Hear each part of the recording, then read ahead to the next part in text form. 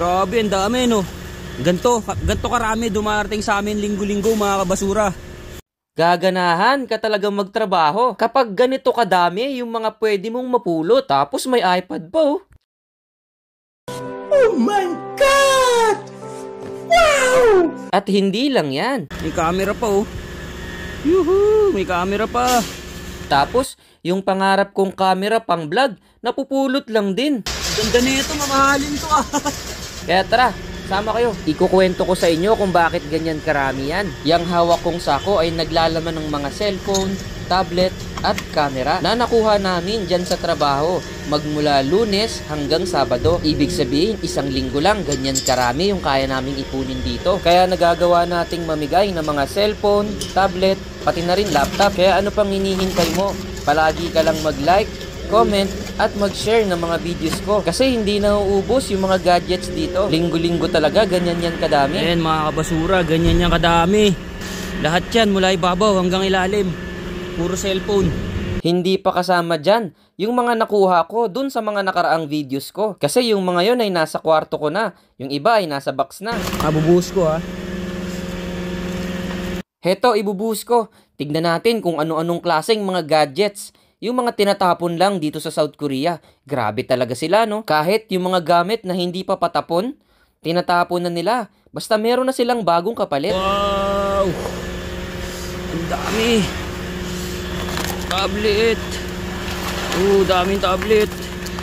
Mga basura!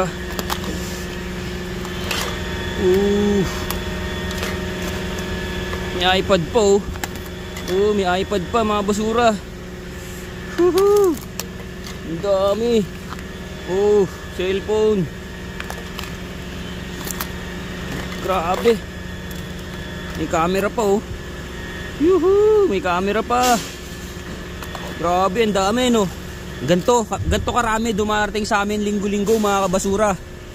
Ganyan kadami yan mga kabasura. Sa isang linggo. Tapos pili pa namin yan. Pinipili lang kasi namin yung mga gusto naming kunin. Hindi kasi namin pwedeng kunin lahat mga kabasura. Kasi magtataka yung amo ko.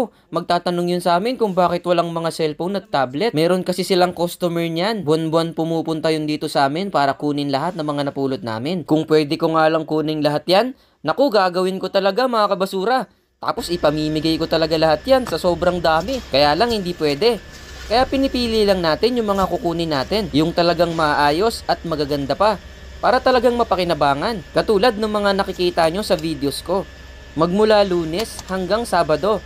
Iniipon namin yan sa isang sako. Tapos, pagtapos ng trabaho ng Sabado, kukunin na namin yan. At ilalagay namin dun sa mismong lalagyanan kung saan kinukuha nung sinasabi kong Korean na customer. Naisipan ko kasi munang ipakita sa inyo bago ko yun ilagay dun. Para malaman nyo kung gaano talaga karami ang mga dumarating na gadgets dito sa trabaho ko. Yang mga nakita nyo nga ay tira-tira lang. Grabe no, tira-tira lang pero ang dami pa rin no. Kasi syempre bukod sa akin, nakakapulot din yung mga kasama ko. Dito kasi sa amin, kung sino unang makakita ay kanya na. Kaya walang agawan. Napapa-wow lang ako kapag sila yung nakapulot. Tapos mag-wow lang din sila kapag ako naman yung nakakapulot. Pero minsan nagbibigayan kami. Minsan binibigay nila yung napupulot nila sa akin. Kung minsan naman, inaalok ko yung mga napupulot ko sa kanila. Kaya lang di nila kinukuha eh. Kaya ang ending sa akin lang din napupunta lahat.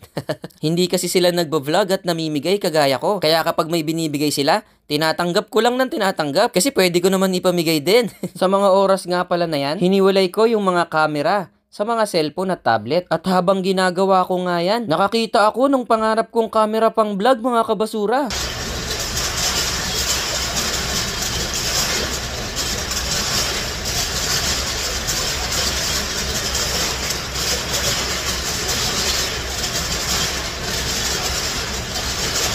Ganda nito, mamahalin to ah.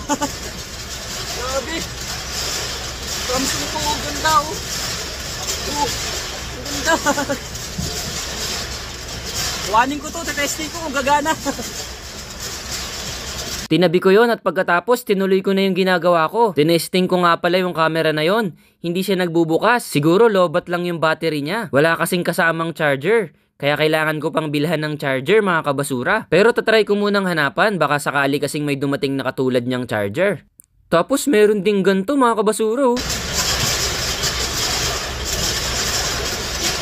Panis, ang gaganda talaga ng tinatapon nila dito. Kahit mamahalin, kayang-kaya nilang itapon. Kasi kayang-kaya nilang bumili. Sa laki ba naman ng mga sinasahod ng mga Koreano dito? Biruin mo, factory worker ka pero kaya mong bumili ng kotse dito? Di ba sa atin sa Pinas napakalayo? Factory worker nga sa atin sa Pinas nahihirapan ng bumili kahit motor. Hay, kailan kaya lalaki yung sahod sa Pinas, no? At eto na nga mga kabasura, ilalagay ko na siya. Kung saan namin talaga nilalagay yung mga cellphone na napupulot namin linggo-linggo. Heto, ipapakita ko sa inyo kung saan. Ayan. Diyan yan namin nilalagay. Diyan sa loob ng kulay green. May bukasan yan sa baba. Pero nakalak. At ang may hawak ng susi niyan, yung customer na sinasabi ko kanina. Kaya siya lang talaga ang pwedeng magbukas. So paano? Hanggang dito na lang muna. Kita-kits ulit sa mga susunod pang blessing.